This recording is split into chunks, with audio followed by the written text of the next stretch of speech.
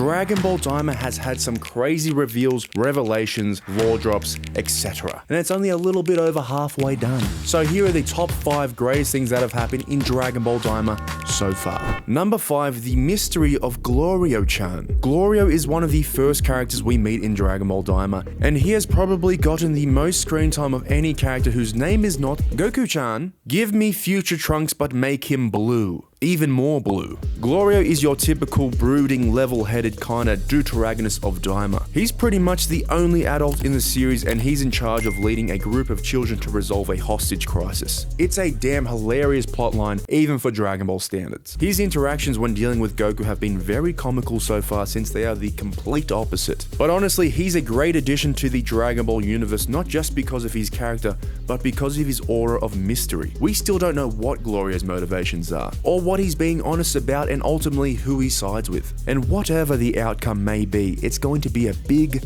juicy reveal, I tell you that much, since he has now built solid relationships with our heroes. So far, the biggest reveal we've gotten about Glorio is that he's currently working with Arinsu, Supreme Kai's hot evil sister, a dangerously wicked combination indeed. And it seems like he's just using Goku and the gang to collect the Dragon Balls for her. Why? We don't know. Where?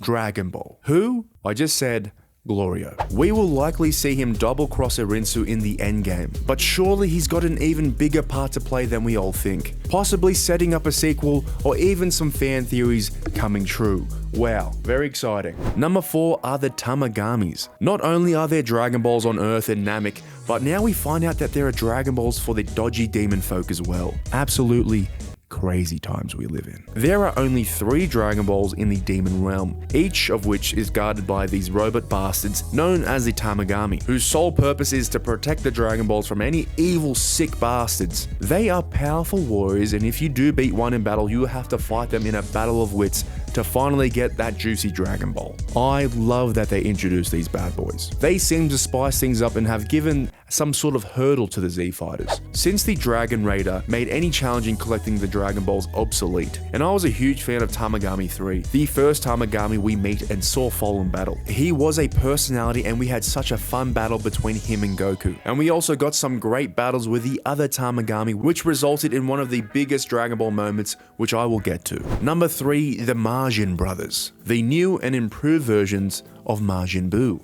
Maybe not that much improved, to be quite honest. The introductions of Majin Buu and Majin Buu really leveled up the series. Hilariously fun characters, especially with the dynamic between Arinsu. Resembling a disappointed mother trying to handle her misfit kids is comedy gold, and very reminiscent of how disappointed my mother is in me. Introducing these 2 silly gooses has helped expand the lore of the Dragon Ball universe, specifically the Majin race. When these 2 Cybermen-looking monstrosities were leaked earlier last year, people were not very excited to see these green jelly bean idiots in action. But in the end, they delivered. Especially in episode 12, with Majin Buu's battle against Tamagami 1 being absolute cinema. Not the best animation, but still good. Not only are the new Majins hilarious, but their battle scenes so far have been fantastic, with their animalistic, mentally deficient fighting styles and moments of them not giving a mid-battle. However, I must say the best part of these characters is, of course, their brotherly bond. Hopefully nothing bad happens to them. At number 2, Super Saiyan 3 Vegeta. One of the best things Daima has done so far was in the latest episode, and that was the reveal of Vegeta's Golden Hedgehog form, aka Super Saiyan 3. Vegeta fans rejoice. It has taken years for Vegeta to get this W, and I think we all thought it was never gonna happen. Also, is this the final nail in the coffin for GT being canon, or has that ship already sailed? It's obviously not canon, right? Super Saiyan 4 is so cool though. And how does all of this fit into Dragon Ball Super? I don't know what the is going on. Nonetheless, I'm having fun. It really was just a massive surprise for fans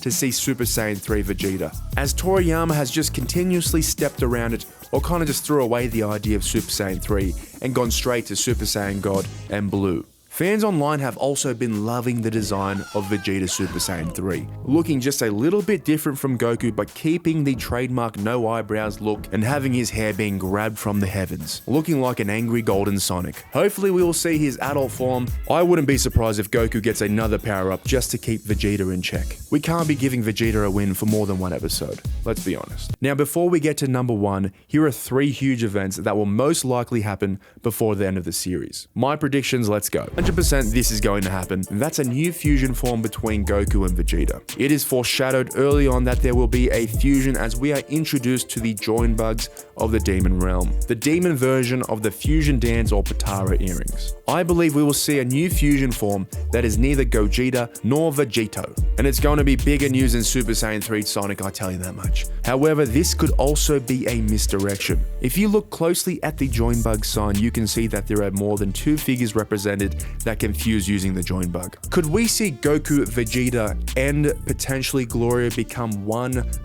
up ultimate singular form? Time will tell. And the next big thing that will most likely happen is the Majin brothers becoming one. The brain and the brawn becoming one. We saw in episode 12 Majin Buu kick the shit out of Tamagami 1, showing he is a formidable fighter. And then we saw Majin Buu being the ultimate shopper, most importantly, and also being able to solve the Tamagami 1's mathematics challenge. So with these 2 fused, they will become the ultimate Buu, aka Janemba. I'm just kidding, but they will become a threat to the Z fighters. Lots of fusions potentially upcoming. And lastly, Neva the Namek's true motivations revealed. He is the most mysterious character in the series and is also incredibly powerful, but every action he's taken so far continues to confuse the shit out of me. Is he good? Is he bad? Or is he just a bored as Namekian? Whatever he is, I think it's gonna be a pretty epic reveal.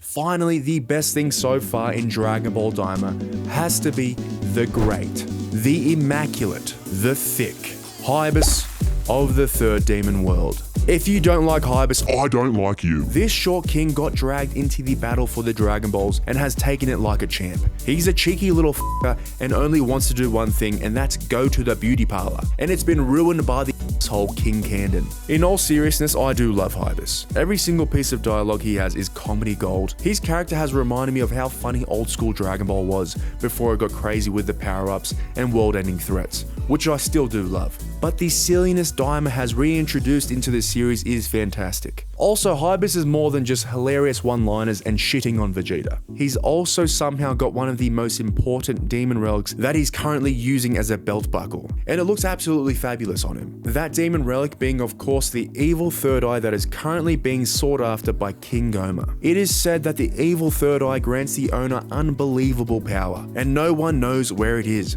But apparently, Hybis just stumbled upon it and has now been using it as an accessory. So I'm very excited to see how all of this plays out, and please, for the love of God, I hope this aspiring ballerina comes out of it unscathed. Anyways, that's the video. What do you think of Dragon Ball Daima so far? Honestly, better than I expected.